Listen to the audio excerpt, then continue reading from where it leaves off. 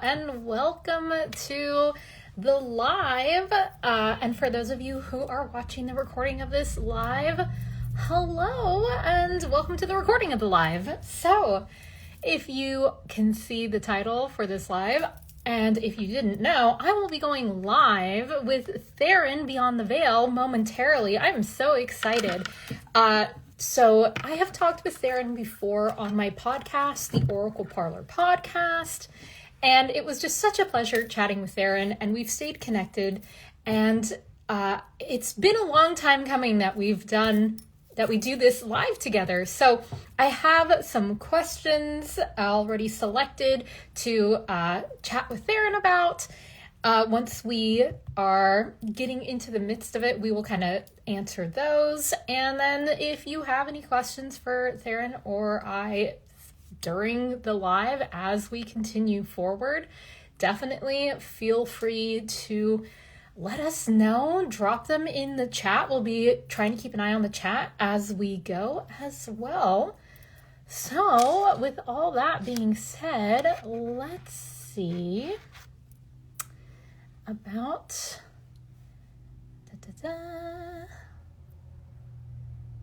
let's see here, get this going.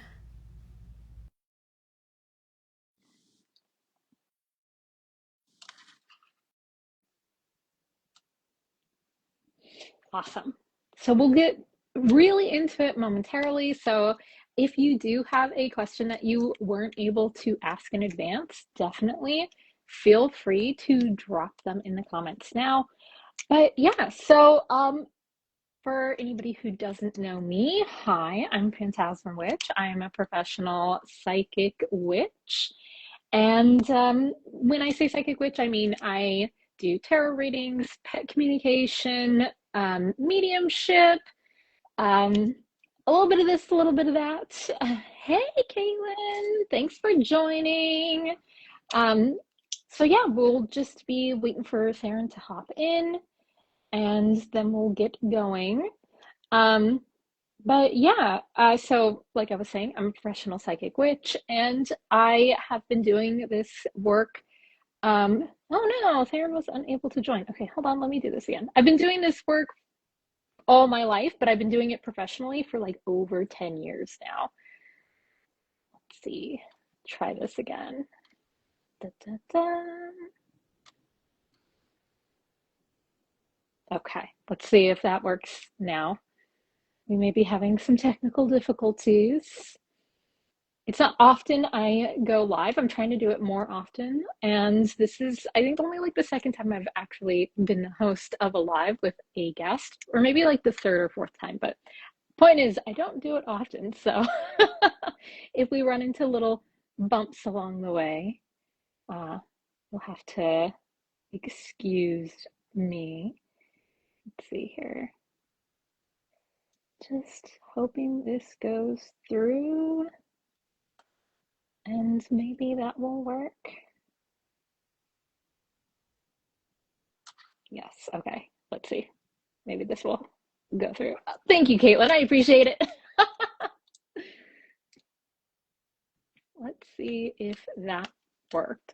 Trying all different kinds of things. Hoping it'll... What is happening? What the heck? Tharyn, I don't know what is going on. Let me try sending another invite. If not, I may have to stop the live and start up a new one. So let me see. Let me try one more time here. And then if not, like I said, we will pop out and then pop back into a new live. There! Oh my gosh, I got the magical appearance just struck. Hello. Hello. How are you? I'm good. I'm still a little congested from a cold and allergies, but otherwise I'm doing okay. Oh my gosh. Well, I'm so glad that you're feeling a bit better, and I'm glad that you could join. I'm really excited about what I feel a soapbox coming, and I just feel it in my I feel it in my bones. Yeah. I love it. So other than being congested, how have you been? How's been the paranormal ghosty world on your end? the ghosty world has been very transitional recently. Um, Mm. a lot of energy's been kind of opening up more in some spaces. A lot of people have been like, peace out, Girl Scout. I'm going to the next thing. I don't want to deal with this anymore. It's been interesting. Work has been work. Hmm. I've noticed a trend of like transitioning into newer things with people. More people want to work with their ancestors. More people want to work in certain aspects. And I find it fascinating that we always go to like the older authorities when things kind of get a little insane and be like, Hmm. Grandma, how do I fix this? And Grandma's like, I got this great apple strudel recipe if you want it. Oh my gosh, it's so true though. Like, I I've literally had my ancestors come in and be like, "You, whatever you're doing with your diet, you need to stop. Just eat what you want." And I'm like, "Grandma, I have health issues. I cannot eat dairy. I cannot eat gluten." Then they're like, "Just make the pasta. It's fine." And I'm Just like, "Just make the pasta. Just eat it. It's fine." like it's so funny because like my experience with ancestors is mine are just very nihilistic. So I'll be like, what do I do? And they're like, I don't know. They're like, "Good luck, I guess." Like, you got this. And I'm like, what do I have? What do I have? I don't understand. Amazing. Oh my gosh, I feel that. So, I have a couple questions here, and then I figured, as we go, if anybody in the chat, which, hi, Rebecca, if anybody in the chat has any questions as we go, we can just kind of pop in those as well. How's that feel? Yay. I like Yeah? answering questions. I don't have to think. Yeah, no, for real. Okay, so first question we have is, do you do any prep work before getting into a paranormal investigation as far as psychic, alignment or protections? Like, what is your process? So it depends on where I'm going exactly. Mm. So one thing I will always make sure is I'm shielded up. I always make sure that I'm grounded and I'm in a good mood. Sometimes when I was younger, I would go on investigations in bad moods and that would lead to bad times. So we've learned from our Mm. mistakes. Mm-hmm, Um, mm-hmm. I always have some type of jewelry on, whether it's my rings or one of my very common necklaces that you'll see me wear in my videos. Like those are things that I wear that make me feel safe and make me like if I get anxious, I can just kind of hold on to it and be like, I'm here, I'm present.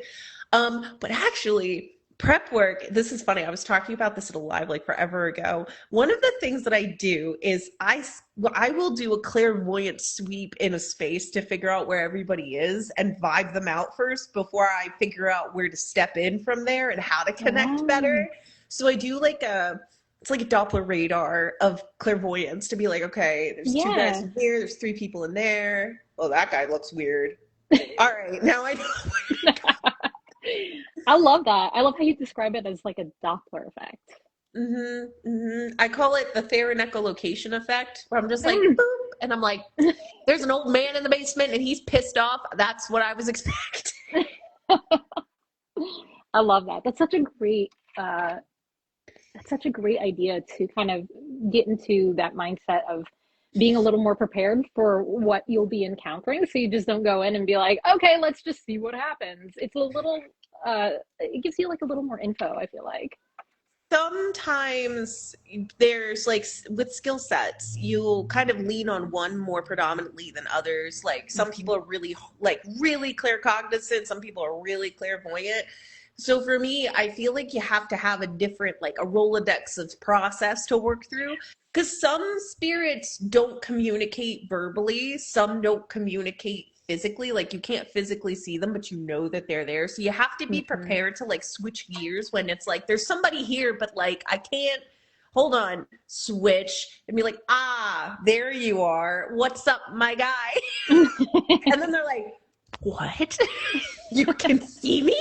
It's great. We love it. Yes, yes. No, that's fantastic. And then, of course, I love that you talked about like having jewelry pieces that really help you connect in, but also that you specifically mentioned if you're feeling a little anxious, then you can grab onto something. Can you Mm-hmm. speak a little more about what you mean about, because I'm sure people see you and go, oh my God, Darren's not like, doesn't get anxious or scared or anything going into these kind of paranormal situations. Generally speaking, I'm not afraid of ghosts. And if I go to a place with ghosts, I'm pretty confident that I can handle myself pretty well. However, one thing that I always prepare for is my personal brain getting overwhelmed because too much is happening at once. Yeah. So I keep like rocks in my pocket or things that I can fidget with, Yes. because when I fidget, it helps me to kind of like helps me to connect back into the physical for a little bit. And I'm a fidgeter by nature, and part of the job is to sit for hours on end and wait. So we need to do something quiet most of the time. So like to be able to have a rock or something, and I dropped it on the floor. um something in general. It's like I have a specific pen that I bring always, that I use. I bring a Mm. specific rock, I wear a specific thing, and it just kind of helps me feel like I put layers in front of me rather than just relying solely on that shielding process. Because I know some people get really anxious about, is my shield working or not? So I always divert back to put it in a physical sense so that you feel more grounded with it. So it's not like set it and forget it, but did I actually set it or did I leave the oven on? You know what I mean? Yes, yes. Oh, I love that. And I appreciate you sharing that because I feel like that's such an important thing that a lot of people just don't really speak to when it comes to paranormal, psychic, spirit communication is, yeah, it's normal to get that anxiety in those moments. And it's not from anything other than just like what you're saying. Sometimes it's just a lot. It's a lot of information coming in at once. And we are tapping into this energy. And if you're sensitive to energy, it can get overwhelming. It can feel like Mhm. getting, like, if anybody's ever been to the ocean and you've like waded out in the water and you're like, haha, this is a great time. And then a wave comes and smacks you on your butt. It's not comfortable. And that's kind of what it feels like sometimes when you're in those psychic energetic situations. You'll be fine 1 minute and then it's just an overload. And I feel like it's so important to be able to know how we can, one, recognize mindfully, like, oh, I'm having an overload moment, and then two, just like you would with an electrical overload, channeling it and grounding it and being Mhm. like, okay, too much, setting it, forgetting it, walking away from it. I find human living energy is a lot more overwhelming than ghosts. Ghosts tend to be very conscious of like where they're at to a degree, even if they are more like stuck in the moment, sort of, so to Yeah. speak. But humans, we tend to shed a lot while we're Oh walking God. around. Like we're walking down the street in a mood, and everybody knows that we're in a mood. And those are those high key moments where I'm like, make the woo woo tangible to you. It doesn't have to just be here. It doesn't have to be like an imaginative sort of space where you Yeah. have to like trust yourself to do it. Have factors that are tangible to make it feel more connected to you so you don't get Mhm. lost in the sauce. Because Mhm. sometimes we do be like, you just gotta trust. And it's like sometimes it's hard to do when you need, like, if I can see it and I can touch it, then I know that it's there. But if I can't visualize it, what am I supposed to do? So Exactly. Yes. And Rebecca puts it perfectly. It's like we're human or something. yeah, it's like we're What? human beings. I think people forget when we're out in those spaces doing the work that we do, that we are actually humans Yes. first. Yes. And humans have limits, just like Yes. psychics do as well. So, no, I'm Yep. sorry. I can't tell you what the lottery numbers are. I can't get you that millions. Because if I could, Mhm. you wouldn't know I won, but there'd be signs. You know what I mean? Exactly. And I think, it's also really important for everybody to hear because both as somebody who previously was like, I'm not psychic, I'm not seeing ghosts, totally in denial, but also somebody who is now getting my degree in psychology, I used to tell myself I could never do that because of my anxiety. Mhm. And for both things, I could never do it because of my anxiety. I can never do it because I'm too like nervy, too on edge.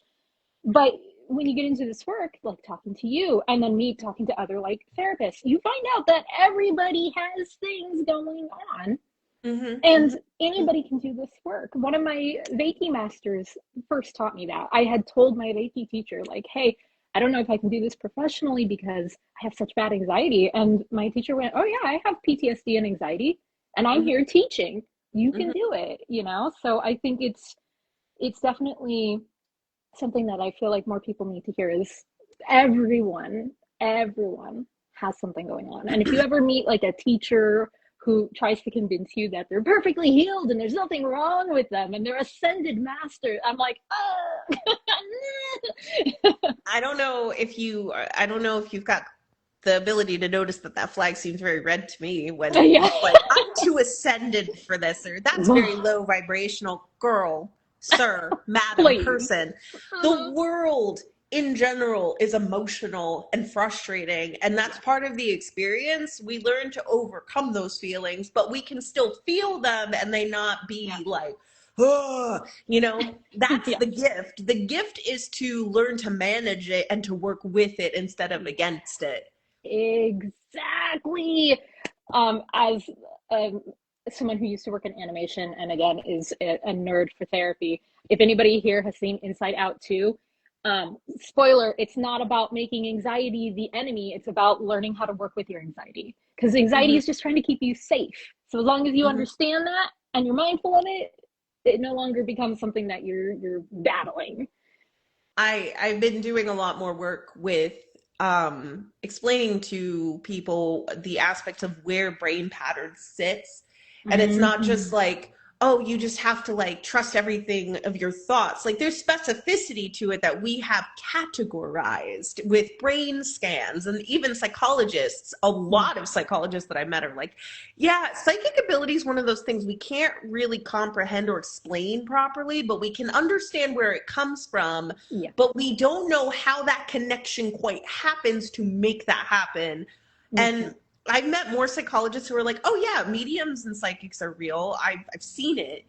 And it's usually more people that are very stuck in that, that's crazy. Why is it witchcraft and the demons are talking to you? To imply that demons are whispering in my ear would also still imply that I'm psychic, just so you know.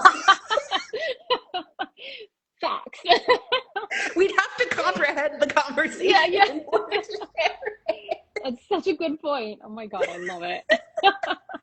Don't get me started, because I will go all day. I will run down this street. I love it, but that's what we're here for. I've been teaching a lot of people about what the amygdala does. And like when you get that fear center in your brain, it's all in the center. It's literally the center of your brain. So when it doesn't come far enough and it's just like you and it's like, oh my God, it's like, take that, breathe. Anxiety is not the enemy, but it does help to open up space to reflect later when you're in a calmer state. Yes, exactly. I love that. And then I also wanted to go back to something that I feel like ties into this that you had mentioned earlier, which is that you feel like the overwhelm tends to come from living human people more than, spirits. And I completely resonate with that so much. I always tell people that, if I'm going to a old Victorian house that's said to be haunted, I will have a much easier time than if I have to go to Disneyland. Because my God, the energy that people put out that just radiate outwards can be so intense. Or like sometimes I go to the Ren Fair and it's just a lot of people and it's a lot of emotions, good and bad, and it's just so much that I have to go find a tree and just hang out with the tree and touch the tree for a little bit because it's a lot. Some people wear their energy inside, some people wear it on the outside. So true. This is why I hate going to the grocery store, because everybody's always pissed off at the grocery store. Like they have to be there. Things are expensive. Everybody's frustrated. I have to put on my headphones and just keep my eyes forward or I'm not going to make it. Yep. I literally had it happen years ago. I went to I go to a farmer's market on the weekends, and I started noticing that when me and my partner would go, we would always walk in and get overwhelmed with an emotional energy of like frustration and annoyance and sometimes sadness. And then once we'd leave the market, we'd be completely fine because my partner is also sensitive as well. And so I started taking mental note of every time this happened. And then one time we went and we felt amazing. We felt so joyous. And then we noticed that one of the vendors that we always go to, his mood was way better that day. And he's usually kind of a bummer, and he's kind of like a sassy pants that doesn't want to be there, and it's kind of grumpy. And I was like, oh my God, this person is projecting their emotions so intensely out into the market that we could feel it upon entry and exit. Like, it was intense. I think people don't comprehend the idea of a ripple effect of one bad interaction will literally like ripple through an entire crowd of people, because one person's kind of like not being rude, but like making somebody be like, oh, well, that was weird. Like, why are they being like that? And then someone else is like feeling it. They interact with somebody else, and now they're in a weird mood. And now that was really weird. And it passes like a cold around the space, because that one guy was just like, I don't even want to be here. I didn't even want to make bread today. Farmers market. No, exactly. So as far as, and it's really funny because you even kind of mentioned this earlier where you were like, I was younger, I learned that lesson, we don't do that anymore. So what advice would you have for your like younger self, like the part of you that was just getting into this and maybe made those like little mistakes? You have nothing to prove. Oof, that hit. Damn. There's nothing to prove here. There's nothing you have to convince people of. Just do it for the sake of the fact. Do it for the context. Do it for yourself. Don't do it to prove something to somebody else, because you're going to be chasing that for the rest of your life. Oh God, I'm still going through that. I fluctuate in and out of that. So, oh man, I blame my therapist partially for that one. Because I was very open with him about, I want to talk about, because like, okay, so I'll be transparent and share that I do have complex post-traumatic stress disorder from childhood. I had a lot of stuff happen. Part of that was being haunted and dealing with hauntings. And I talked to my therapist about this very openly. I was like, I'm trying to explain it to him and like the experience of being psychic and having the experiences of it. And he said, who are you trying to convince, me or you? Oof. And I was like, sir, how dare you? And we talked about it, and he was like, you don't have to convince me of anything. Like, I'm here to hear you. Like, do you feel you have to prove that it's real for other people to understand? And I was like, oh my God, you're absolutely right. Because like, you spend a lot of like not everybody, but like I've noticed a lot of people spend their early psychic years just trying to convince other people like this is a thing that's happening to me. And they're like, oh, that's kind of crazy. Like, no, that's not real. And it's very disheartening and frustrating. Yes. And if I could go back, that's what I would want to tell my younger version, to be like, don't just do it for you. Don't do it for anybody else. Don't try to prove anybody anything. Right now, most of my work now is just contextualizing things for them to like match up, make sense. It's a project, but it's not to prove it's real in the sense of like, oh, it's a ghost and it exists. It's more of like, hey, have you ever considered this as they said this? And it's opening up more opportunities to connect with other people in different ways of like, oh, well, what do they think about X? Do they know about these things? What would their perception be on this? And then we can like expand farther than, are you a ghost and are you dead and are you here? Yeah. Get to have actual conversations, which is great. Instead of being like, if you're a ghost, can you please throw something at my head? Knock on the wall 3 times. Knock on the wall. That's it. No, sir. Don't do that. Don't scream. Yeah. No, I definitely feel that I'm, and I kind of mentioned, I'm still working through that in aspects of more specifically that internal validation. Because like it's so easy as a reader to give somebody a reading and then see it hit and they get their aha moment and you're just like, hell yeah, this is real. I mean, look at them. They get it. I said the exact thing that I wouldn't have known. Like, beautiful, perfect. But then I sit down for myself and I'm like, how do I know it's real? I still have those moments. How do I know that I'm not just telling myself this? I need somebody to tell me that I'm not making it up. So for anybody out there, yes, even the professionals still will get that sometimes. It's normal. I am so stupidly confident with working with other people. And I've noticed with clients, it's not particularly in like, it's how you're saying what it is and how you're explaining it for them to understand the context. Because, sometimes them people you talk to in readings will be like, bananas. And you're like, what? And then they're like, and you have to ask, because you're like, are bananas significant to you in some way? And you feel like a goober because you're like, why bananas? I don't even like bananas. I have had literally this same exact thing happen once in a mediumship reading and once in a pet communication session. One time in a mediumship reading, I kept seeing like a fish, and I was just like so confused. I was like, what does this have to do with anything? It had nothing to do with anything that we talked about. And then lo and behold, it had to do with a memory of going fishing with the person who was still alive. And then with the pet communication, I was communicating with a horse. And then the horse was just like, check out this cute bunny. And I was like, what's with the bunny? Like, I was just like, what? Like, how would this horse know what a bunny is? I was just like, what the? And so I was like, okay, I just have to say it. Your horse really wants to talk about the bunnies. And this person was like, oh my God, there's so many bunnies at the ranch that hangs out with the horse in the stall. And I was like, oh, okay, well, I guess your horse likes the bunnies. But to me, I was just like, what? But also, yes, absolutely. I don't do pet communications. And I've had people ask, and I'd be like, I do not do this because I just, it's not where I connect at all. Mm-hmm. But one of the things that I noticed is there's always this expectation that it's going to be something really profound or very super specific all the time.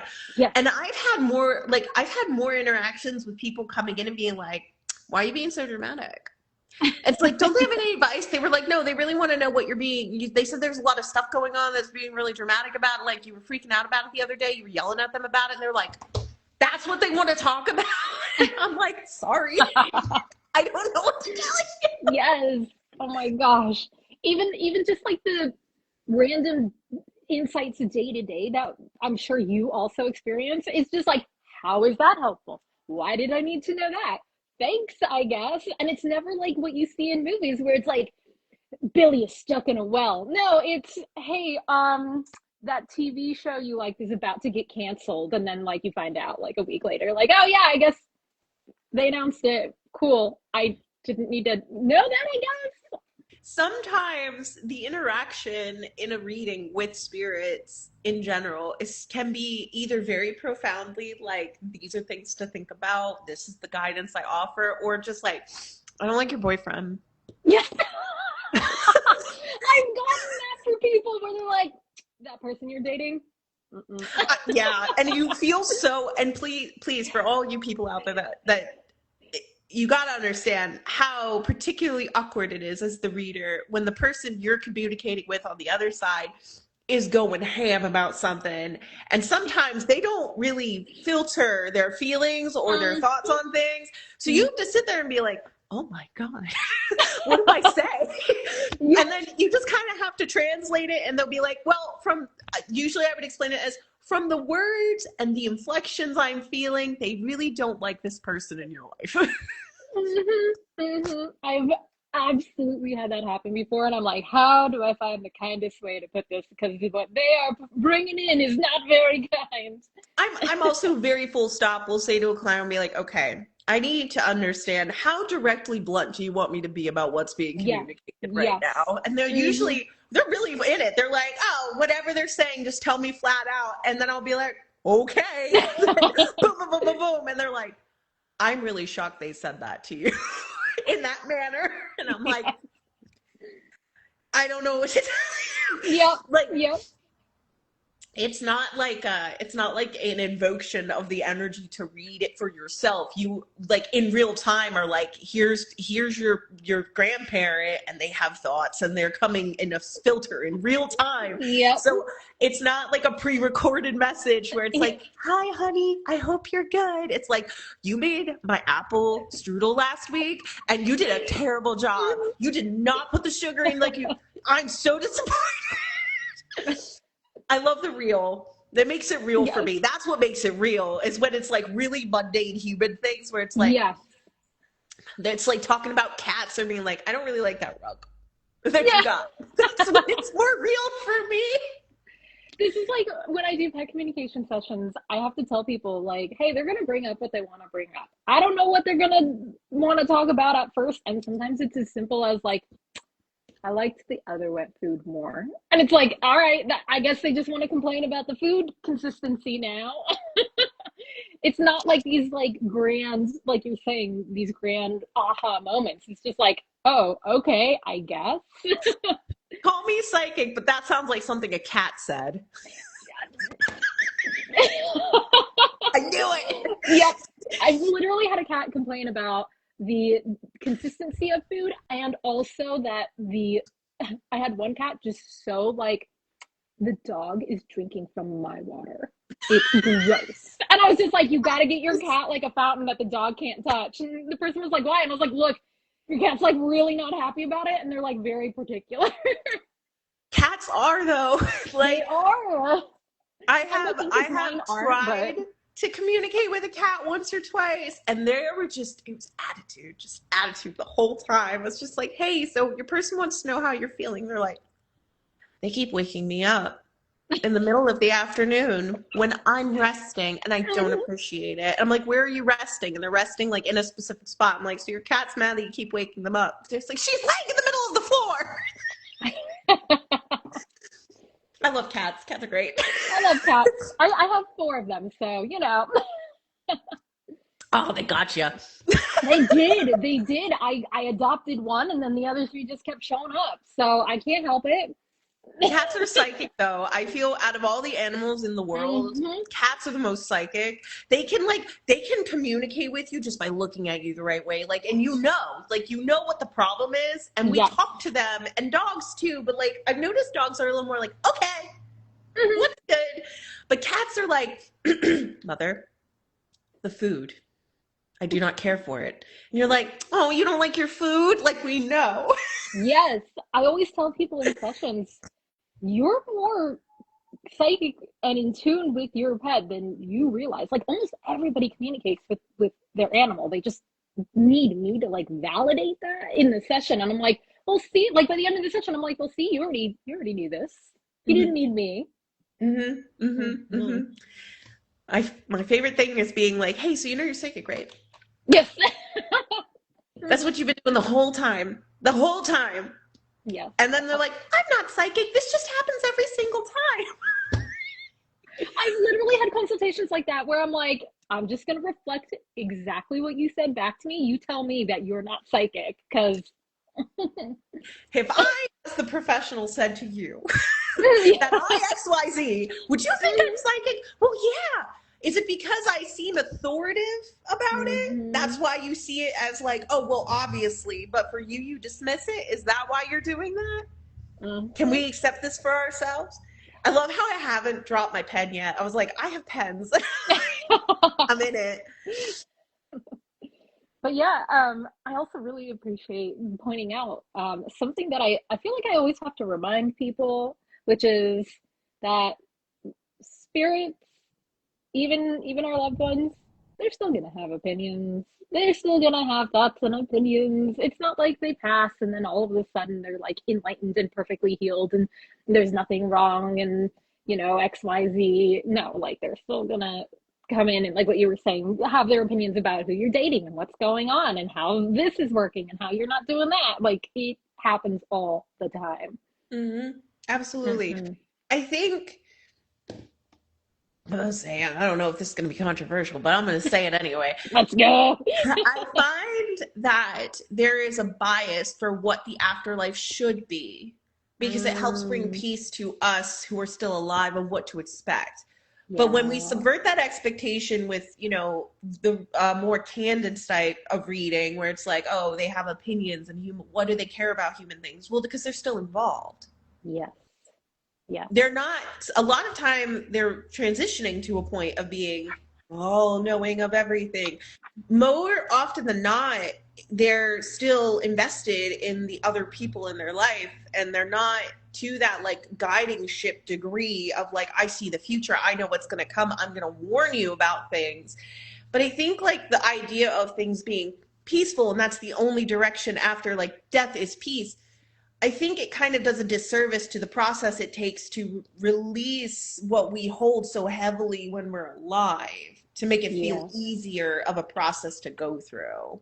Absolutely. It also sounds very white Anglo-Saxon, like Judaism, religion. Humanity has invaded spiritualism to such a degree. Exactly, to the point that even I'm talking to, I've met mediums who, bless their heart, but I'm just like, this is repackaged Christianity, and they have a hard time like looking outside of that mold, because Mhm. like I can say these are my experiences with talking with spirits and bumping into them and doing mediumship sessions, but I never know for sure.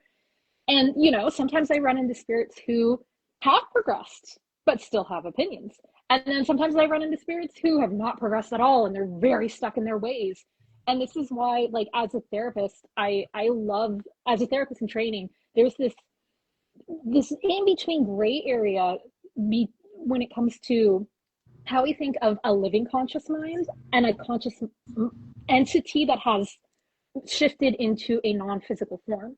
They Mhm. still have a lot of that processes that need to go on within their experience on the other side, and sometimes they're further along in that development. Just like in life, sometimes somebody has done a butt ton of therapy and work and they're over here while other people are not there yet. So light, love, and toxic positivity isn't a one-time fix. Oh. I mean, it's also, Thank you you, know, Rebecca. with, I don't know if you've experienced this on your end of things, but I know with me, when I've shared like, this is the experience that I've had, this is what I've seen, this is years of repetitive behaviors. Mhm. I sometimes will have somebody be like, who may be another medium at times, to be like, well, that's not what I've experienced. And I'm like, okay, I'm sorry. That's my experience. And I think part of that is also the beginning perception of the process. So if Yeah. you're starting from the framework of that repackaged Christianity put into a little bit of a spirituality bubble with a crystal on top, versus getting to dive into it a little bit more rough around the edge with like a little bit less of that influence in there, it might change your perception of what you think you should be seeing. And I say should very purposefully, Mhm. versus what you could be seeing or could Yes. be experiencing, because your expectation you have set is this is what it is. Yes, I always say it's putting the blinders on. Mm-hmm. Whenever we do any psychic work, whether it's spirit communication, pet communication, even just like manifesting, if we tell ourselves this is it, then that's all you're gonna get. That's all you're gonna see. That is your experience, because you are putting yourself in a box. That's why, Mm-hmm. like, if someone does say that's not my experience, I'm like, cool, fine, we can How have different exciting for experiences. you. Yeah, no, like great. But like in this situation, like that you're talking about, you know, I've definitely seen, there's one medium, and I won't name names, besides I don't even remember their handle, but there's one medium on TikTok who's very, very, very popular, and they are very much a I know this because I have this experience and I'm right, and anybody who says otherwise is wrong, which is big red flag. But the way that she presents things is very much from that like Christian, ex-Christian perspective, where she's got those blinders on. And I'm like, okay, this is your experience because this is what you're looking at. You're looking through tunnel vision. You're not allowing yourself to be like, what if? What if? Does this psychic medium have a really big following? Yes, I know who very this big. is. Yeah, I can't. I had to literally just kind of be like mute because I No, I know couldn't. exactly. No, and I'll be real. When I've seen, like, full transparency, I am always open to hear perspective from Yes, anybody who's in the field, working the field. I same. want to know how do you come to that? What are you using to get there? I would Yes, love to understand more. It's the ones that get very highly authoritative about their perspective being the only perspective. Those are the ones that I don't want to interact with, because there's nothing we could say to each other to come to a common ground at that point. absolutely. Because Yep. I'm always shifting and changing how I can better gain information, how I Hmm. can read better, how I can open up to different ways. You're like, you're doing it wrong because I said so. Girl, Yes, be I so for real know. right now. For real, I can't with that mentality. Whenever a spiritual practitioner or psychic says, I know this because I'm right and everybody else is wrong, and this is purely based on my experience, but that means it's the only way. I'm like, bye, nope, not for me. Because like we even can't be friends. We can't no, be we can't be friends. friends. No, and like even for me, like I look back on where I was with my beliefs years ago, like when before I even got into mediumship practice and doing that kind of work. I used to think very different things about ghosts than what I do now. I Mhm. used to be 100% one of those believers that was like, ghosts are spirits of people who have passed, who are stuck and they're like in a limbo state and they can never get out and they need someone to pass them on. Again, very, very Christian, grew up Catholic, very much that blinders of like, oh, that's limbo, that's it. But then you open it up and it's like, oh no, it's more like maybe some spirits are here for a reason because they choose to be. Maybe some spirits don't recognize that because they're stuck in their own mental stuff and they haven't processed yet. Mhm. Maybe, but I'm never going to say I know for a fact. It's so funny because I wasn't Catholic. I went to Christian school. Hmm. Very much ghosts don't exist, and if they are ghosts, they're demons. Da, da, da, da. Mm-hmm. It's funny. I've heard this a lot of like that perception through Christianity. For me, I never had that gumption or thought that I should move somebody anywhere else. I was always just like, oh, so you're here. So what does that mean? They were like, well, I'm Mm-hmm. here. I'm like, oh, okay. What do I do about that? They were like, there's nothing you can do because I'm here. I'm like, oh, okay. And then I just moved on. Like, what was I gonna do? What a But concept. but I did try to like calm things down by Yeah. like cleansing. That did not work. It just pissed him off more than anything. It's funny because like a lot of the things they were saying of like what they perpetuate as like this is what Mm-hmm. it is, because ghosts subvert the idea that we all immediately go to heaven when we die. Um, I remember sitting in church and like classes and them telling us this, and I was like, that's not true because they don't have any idea what they're talking about, because if you go to my house and you sleep in my basement, they're gonna tell you you're wrong. Oh my gosh. But that's like also growing up going to Christian school, and I went to Christian school from like kindergarten to eighth grade. But I have a teaching there, but then a secular household with no like structured in the church at all. So it Mm-hmm. was really strange to be like, this is the way that it is. And I'm like, oh, okay. And I go home and everybody's like, we don't believe in that. And I'm like, what? What do you mean? What are you, just tell me what you want me to do. Like, I what? don't think I've ever really Oh my qualified God. myself, even when I was in Christian school. Like I Yeah. got saved and stuff like that. I was baptized as a baby, but like it never really, even as a young child, I was like, this is bupkis. I don't understand what they're talking about. I almost got detention so many times because I was like, hey, so why do you think you're right? Mhm. Mhm. I went to Catholic school after school, and I did that also till eighth grade. I got full confirmation, got my saint name. For anybody who's ex-Catholic out there or practicing Catholic, you'll know. If you know, you know. Um, and I used to always get in trouble for asking the questions of, please explain. So ghosts, explain. So, this saint was, ridiculed for that. Like, okay, perfect example. Joan of Arc. Looking at her on my altar right now. Joan of Arc. I used to ask questions about Joan of Arc because it's like, oh, she was receiving premonitions and talking to God and hearing spirits, and then was accused of being a witch. And I'm like, so we can all admit that communicating with spirits and like receiving messages is a thing. And they're like, well, no, and I'm like, okay, Oh, you well, got to do it potato, the right potato. way, girl. You Yeah, got to do no, it the right exactly. way. I want to say this is an anecdote. Rebecca's been begging me to make a story time about this. One of the first recognitions that I had that I saw something other than a ghost was during church, and there was this energy in the room, and I was like, I look over and there's like, I can only describe as looking like a demon, like had like layers of horns, dressed really nice, and was just sitting in the Just pew in really an nice. empty space in the church, and I'm looking over and I'm like, what in the world is that? And I kind of like look at him like, what are you doing here? And he was like, oh, this is my favorite comedy show. And I was just like, Jesus loves me. Just like trying to focus. I didn't know what to do.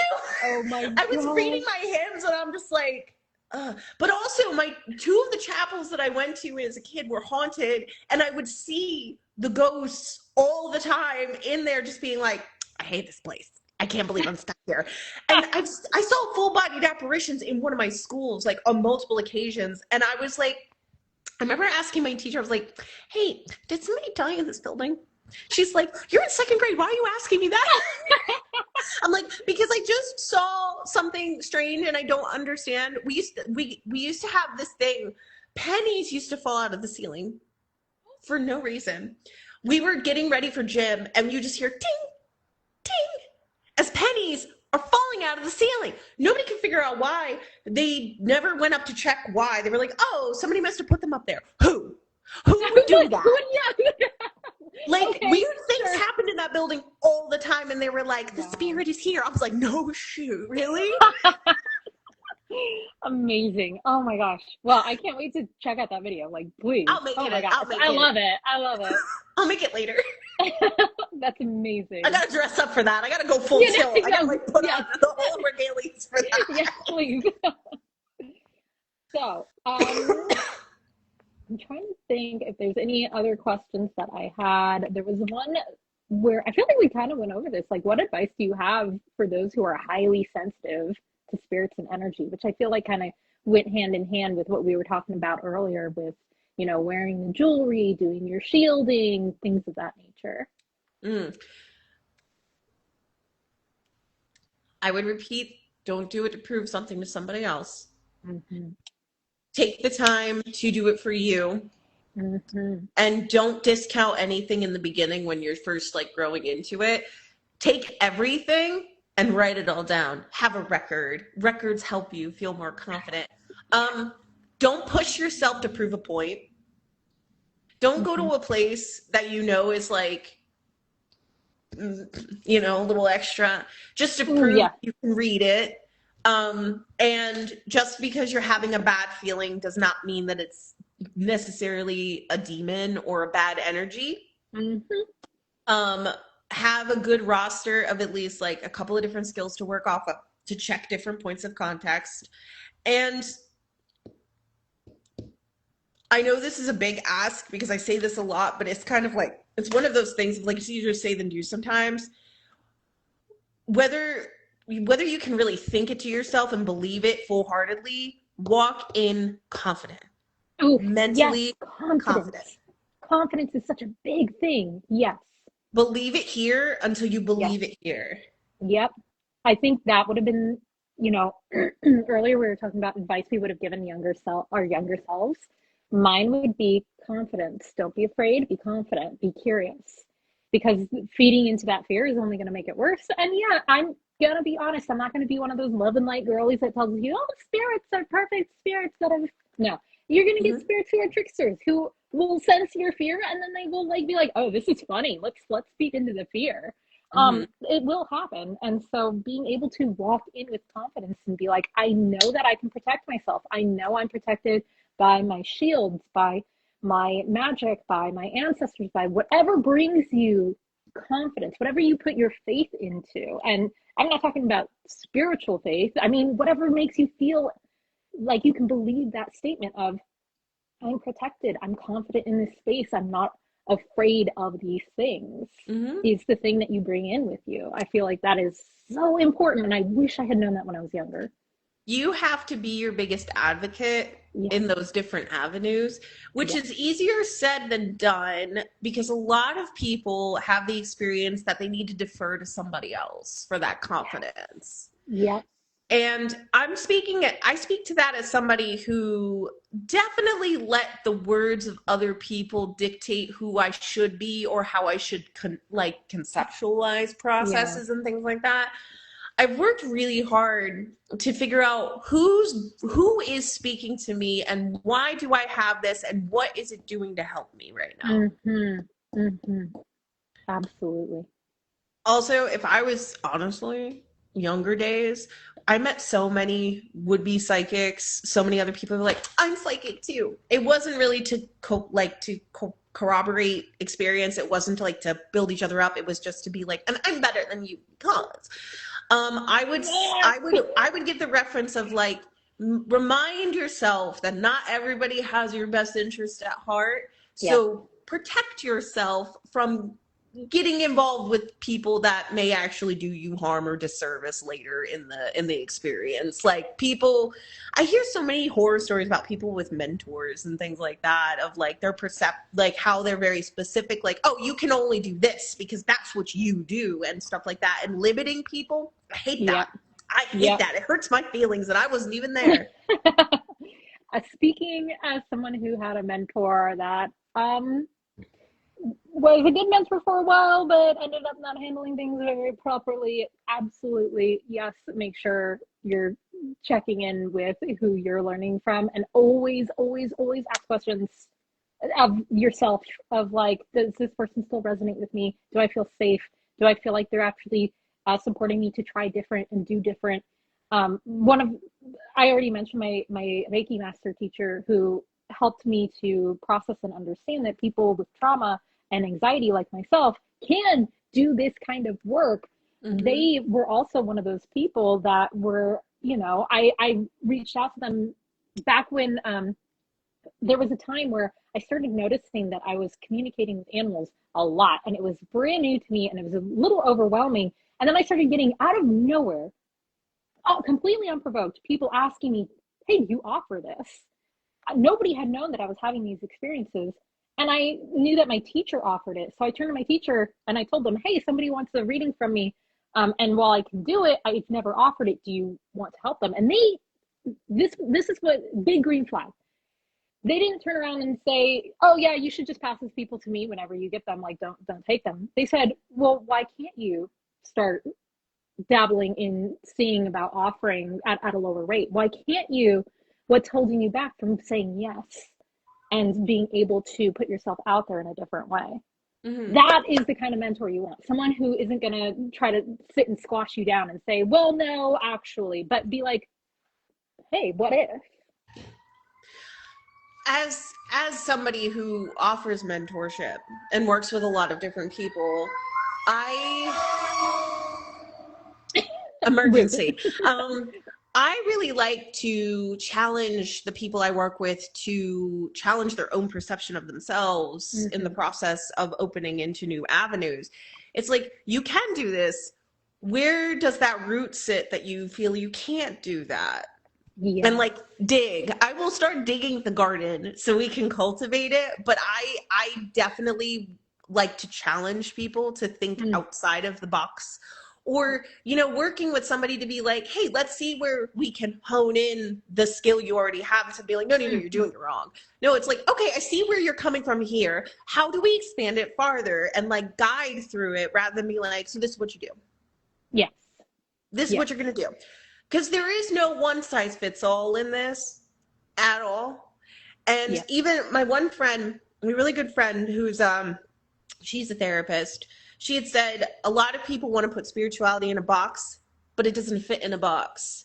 But they have to make it into a box so that they can conceptualize it, because it's too grand otherwise. Yeah. Then you get great people like you who are there being like, let's make it approachable. Exactly. You don't want to make people feel as if it's some grandiose thing that they can't tap into, and that only people like you or I are allowed to tell them how to do it, and that they can never practice on their own. Again, big red flag for anyone who does have that kind of way of doing things. There are a lot of psychics that one can go to if you need validation and guidance and stuff like that. There are some that probably should have worked a little bit more before starting to offer to be like, I will read for you. If that was the case, then there'd be a lot less psychics that would be working, and we'd all be like having to get licensed or something. Yes. I totally agree with that. I actually had a client one time book a consultation with me just to be like, well, I pulled some cards, tell me what they mean. And I literally sat back and went, you tell me what they mean. You tell me what you got first. And then maybe I'll tell you what I think. And even at that, I didn't tell them, because once they told me, I was like, pretty much what I would have said. So let's go through it. Why don't you trust yourself? Because the issue here isn't, I looked at the cards and I didn't understand them. It's, you looked at the cards, you understood them, and then you didn't trust yourself. There's a difference in that approach of, let me help you understand yourself and what you're processing and how to be in that, versus let me just tell you what to do.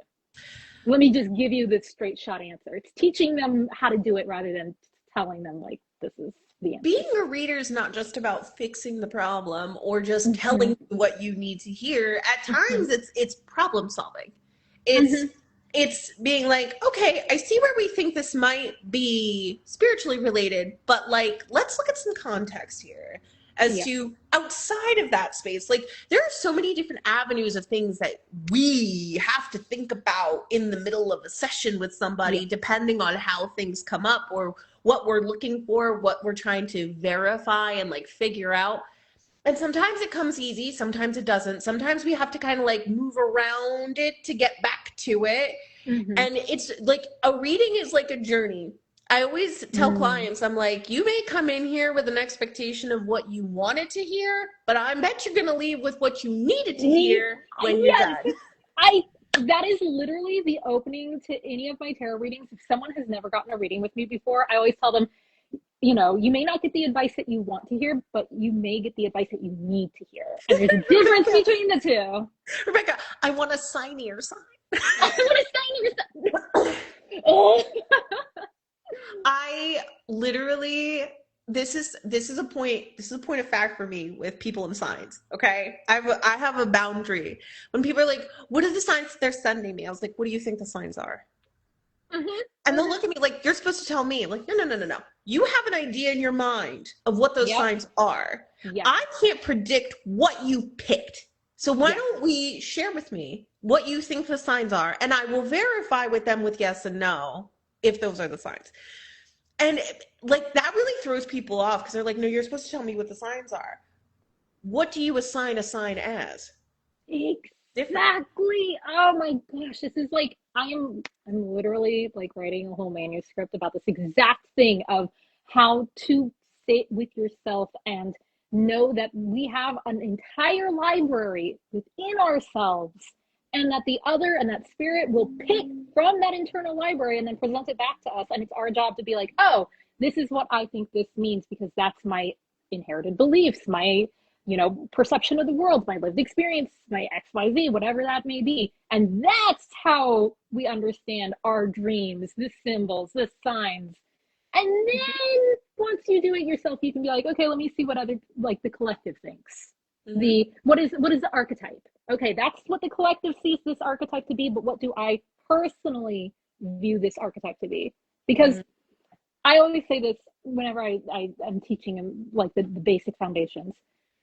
What one person views a type of symbol, let's say a butterfly, another person may see something completely different. Whenever I teach classes, I always like to have people tell me, what does a butterfly mean to you?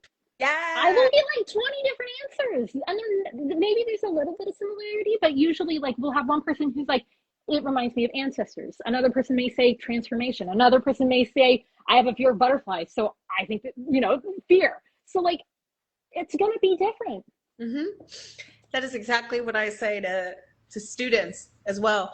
It'll be, you know, one of the things that I do when we start a mentorship session is, you know, we go through the process of like, where do you want to be? What are you working into? Where do you see your strengths are? And then I'll be like, all right, a challenge. I want you to read me. Because I can accurately tell you whether you're right or wrong. So I want you to read me. So when we do, like, I'll usually start by being like, I don't want to hear, I don't know. I don't want to hear, I just want you to speak positively and specifically as it comes. Don't feel pressured. If you don't feel anything or see anything, that's totally valid. Just dictate that. Down, go, right? And it'll be like, I see this, and like, it's a circle, but it's a circle that's yellow, and I'm kind of confused. I'm like, okay, circles. What do circles mean to you? When you see a circle, what does it make you think of? When you see the color yellow, what does the color yellow resonate to you? It's like, oh, well, it's just a color. I was like, okay, but what does that color make you feel? Do you like the color yellow? Is that a good color or a bad color? And is there an emotion? That's how I walk through the metaphor as it unfolds. Be like, okay, we see the circle. Why the yellow? What does the yellow represent? Like, where does it connect back to? What's the bigger picture? Take 3 steps back. Look at it more broadly. Now what are you seeing? And that's, it's it can be so close. Like, it's like we're like this. It's like we're like, okay, I Yeah, see yeah, a black line in my yes, vision. yes, But it's a process to learn how to take those steps to do yes. it.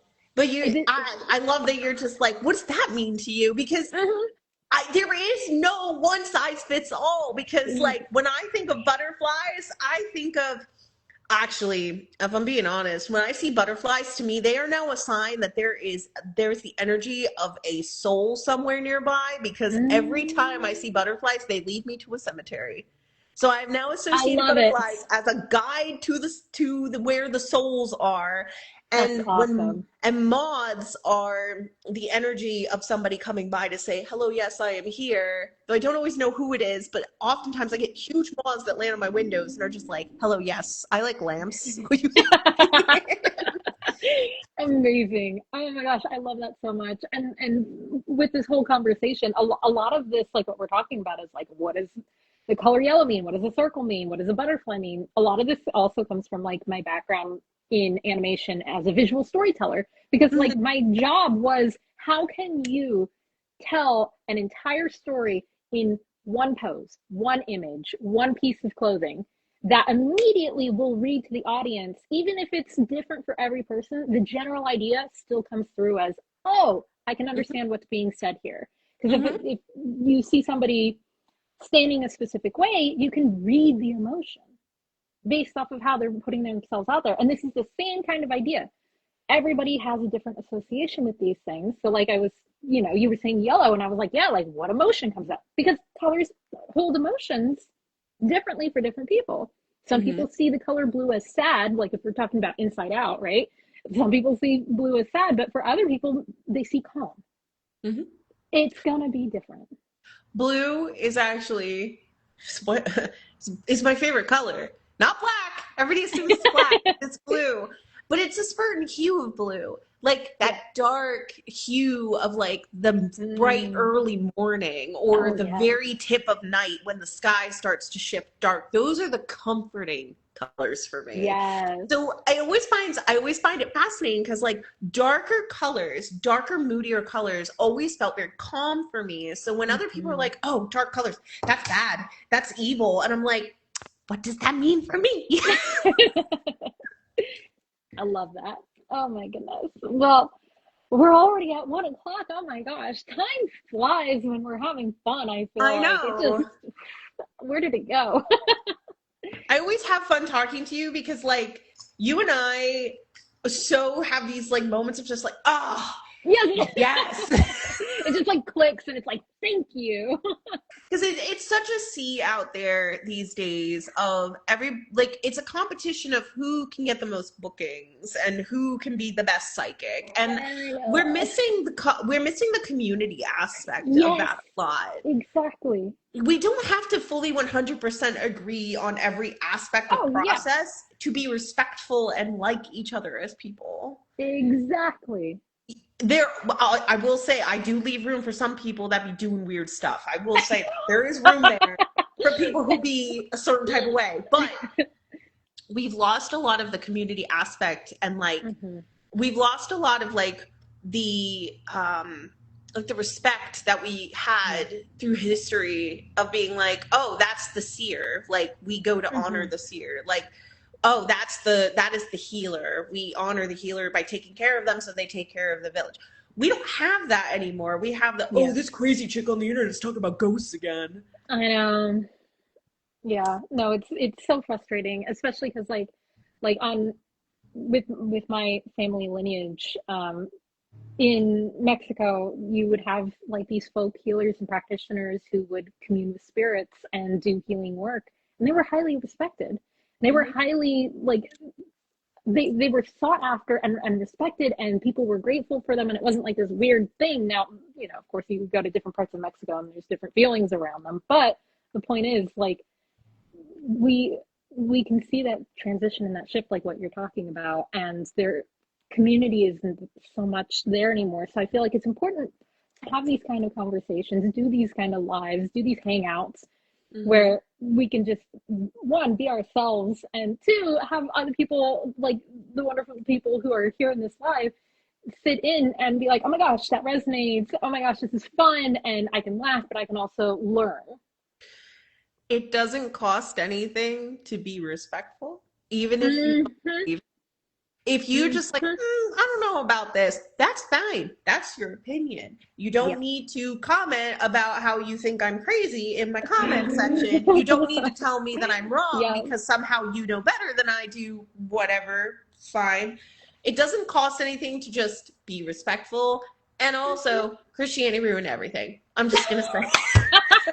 And on that, we end. And we're done. That is good scene. And that is live. Oh, no. But Tharyn, thank you so much for meeting with me for this live. Before we end it, I am going to be posting this for anybody who missed the earlier half of the live. Definitely make sure to watch it. Do you have anything that you would like to plug or name before we wrap up here? Anything that you're doing? Ooh, right now, don't have any big projects coming, don't have anything new on the way. If you have enjoyed talking to, oh my goodness, if you have enjoyed talking to me on this day and you think, oh, Tharyn's kind of cool, I will be going on my own live. I always go live on Fridays, and that's the most consistent thing that I do on Instagram. So please feel free to come by and hang out if you would like to. Um, big things on the horizon. We'll see how they come because I'm still kind of waiting to see where the path is leading at this point. So nothing new yet, but maybe soon. We'll see. Things are brewing, is what we will say. Things are brewing. Things are in the works Things are for moving and you. shaking. The guide said to watch out, and now I'm scared. And then for anybody who doesn't know me, I have a podcast, the Oracle Parlor Podcast. I post an episode at least once a month. I am now starting to post twice a month, where at the beginning of the month, you'll get either me just sharing thoughts about different practices and different things that are going on. And then at the end of the month, I am starting to do a month ahead energy forecast where I pull cards and tap in psychically to the energy. And when I tell you I had done this weeks ago, thinking this is the reading for anybody who watches this, like it's for other people. And then yesterday I got slapped in the face with my own insights. And I was like, oh, rude. Don't you hate it when that happens? You're like, this is for everybody else. Yes. Oh my God. Oh no, it was a call out for me too. How rude. So yeah, you can check out the May month ahead is up, and the next month for June will be going up at the end of this month. Other than that, I have classes on Patreon, which get posted once a month. We have been doing energy work, tapping into our own energy, sensing our energy, the energy of things around us. And I may be doing another one soon that I'm really excited about, where I will be posting photos for you to tap into the energy before I share any historical information, so we can check on that the following month. So it's going to be fun. Yeah, it's going to be great. Psychic games. I love such games. They're so much fun. As a matter of fact, before we get off, I will say, also check out Rebecca, the ghost guide, who was in here earlier. One of the best psychic game experiences was actually a post that Rebecca had made.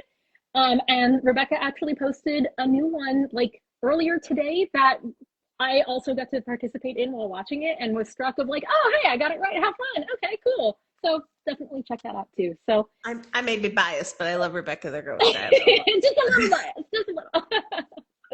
All right. Well, thank you so much again, Tharyn. And I'm sure we'll talk again soon. I look forward to it. It was so good to see you. I hope everybody has a wonderful rest of your day. And we'll have to do this again soon. Absolutely. All right. Bye. Bye.